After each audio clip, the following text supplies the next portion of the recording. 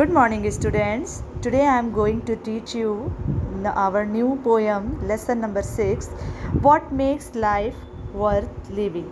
The meaning of this title, what we should do in our life that make our life useful and prosperous. हमें अपनी life में ऐसा क्या करना चाहिए जिससे वो हमारी जो लाइफ है वो हैप्पीनेस से and full joy happiness enjoy से फुल हो जाए. Okay, so let's see what should we do. Students, all of you see this figure, first one and second one. Okay, what we consider in this figure, one man who stood in front of car. Okay, this man is stood in front of car means he has a lot of money but he is alone. वो उसके पास बहुत पैसा है, उसने अपनी life में बहुत earn किया. Okay, but he is alone. And now what we consider in second figure, there are one couple, husband and wife. They help to the poor people, beggars. Okay, वो उनकी help कर रहे हैं. So student, what we have, so students, we should do whatever we have. Okay, whatever we have we should give to each and everyone who needy. जिसको ज़रूरत है, हमारे पास जो भी है वो हमें नीडी पर्सन को, जिसको आवश्यकता है, देना चाहिए. Okay, that is the meaning of life. So students, let's start our poem. What according to, look at the different figure. Okay, what according to you is the real joy of giving. Why? हमारी life का real enjoy क्या है और वो क्यों है? Let's see by this poem.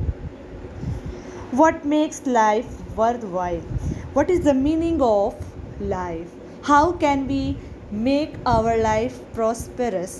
हम अपनी लाइफ को प्रॉस्पेरस कैसे बना सकते हैं? प्रॉस्पेरस मीन्स सुख संपत्ति, जिसमें हमारी लाइफ में सुकून हो, सुख हो, चैन हो.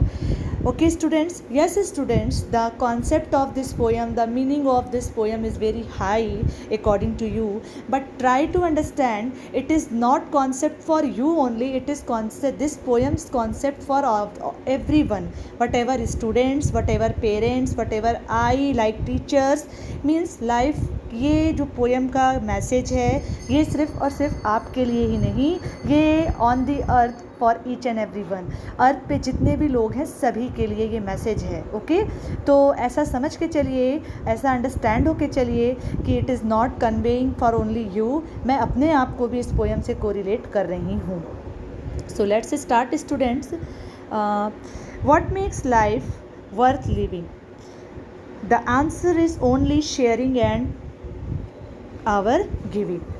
Okay, how can be our life make prosperous, enjoyful?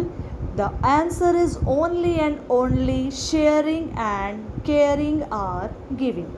Whatever I have, we should do to needy person.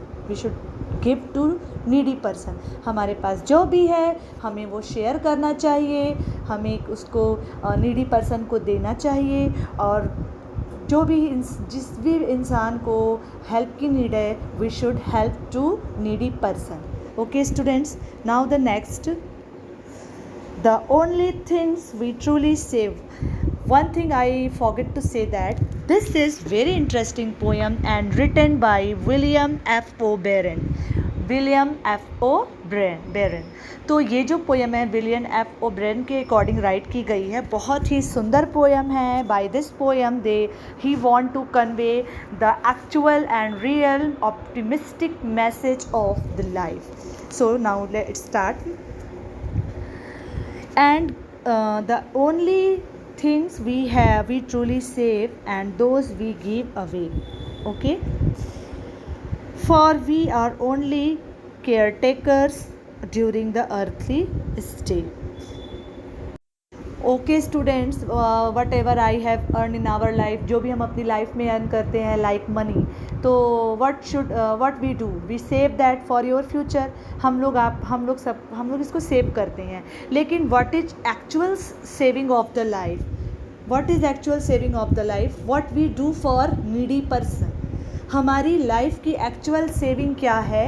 Needy person की हेल्प करना इन एनी फॉर्म। अगर रास्ते में कोई ओल्ड अंकल जा रहे हैं, आपने उसकी हेल्प कर दी, या फिर कोई ब्लाइंड पर्सन है, आपने उसकी हेल्प कर दी रोड क्रॉस कराने में, या फिर कोई भी इंसान है जिसको रूट नहीं पता है, एग्जैक्टली किसी कोई रास्ता नहीं पता है पर्टिकुलर प्लेस पे जाने का, आपने उसको बताया, उसको कन्वे किया, it is also consider as a help. या फिर आप if you have money and you want to give to needy person, अगर आप किसी बेगर पर्सन को, भिखारी को देना चाहते हो, that is a sharing. All of these consider as a sharing and help. तो ये हम एक्चुअली में अपने लिए सेव कर रहे हैं। This is the actual way of saving, okay, not earning money we have save, that is not saving.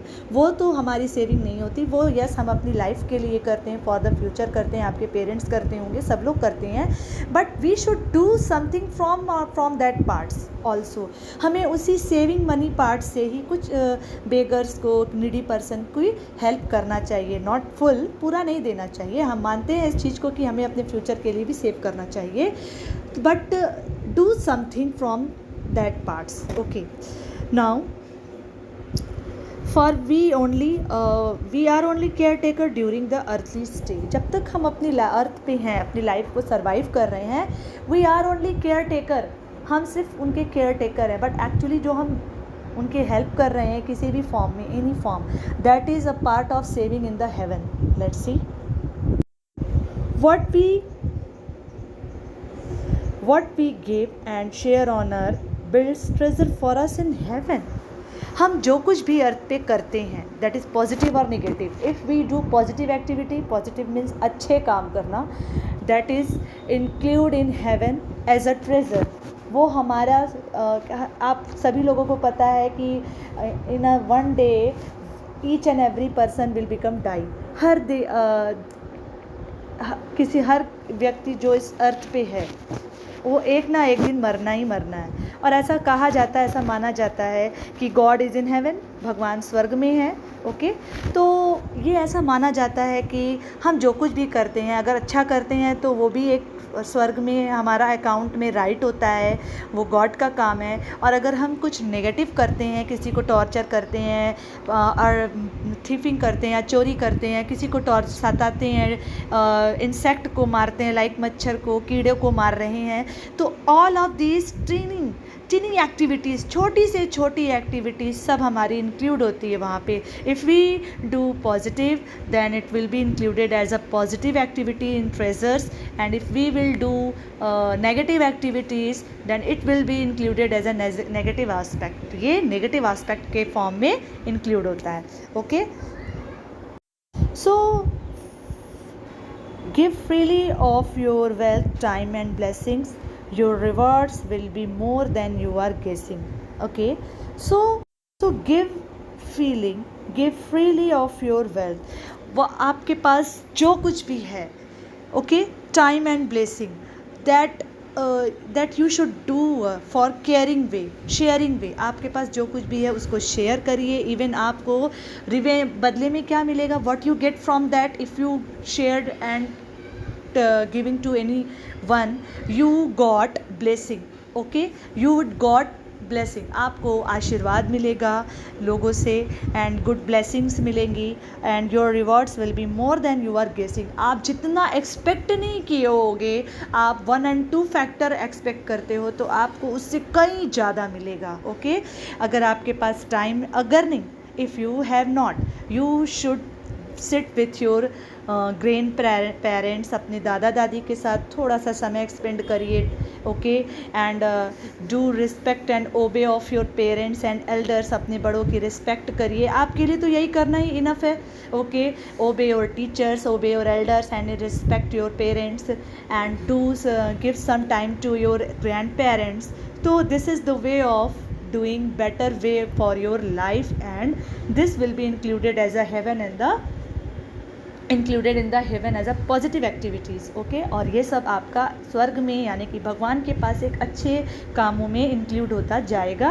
और जितना अच्छा आप करोगे स्टूडेंट्स, प्लीज मानो इस बात को, आप जितना अच्छा करोगे आपको उससे कहीं ज़्यादा अच्छा तो मिलना ही मिलना है, अगर आप गॉड पे बिलीव करते हो तो, if you believe in God and nature. So students, it's a very interesting poem line, give away what you have on earth, आपके पास जो कुछ भी है सब कुछ शेयर करो, okay.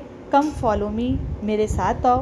Then man who keeps the score in heaven will surely always see, और इस तरह से आप अपने लिए स्कोर गेन करते जाओगे हेवन में, and will surely always see, and each and every time you are reminder, you are missing by each and every one, और आपको हमेशा सब याद करेंगे by your good activities. So whatever you have on the earth, you should help to anyone, you should sharing and caring, okay.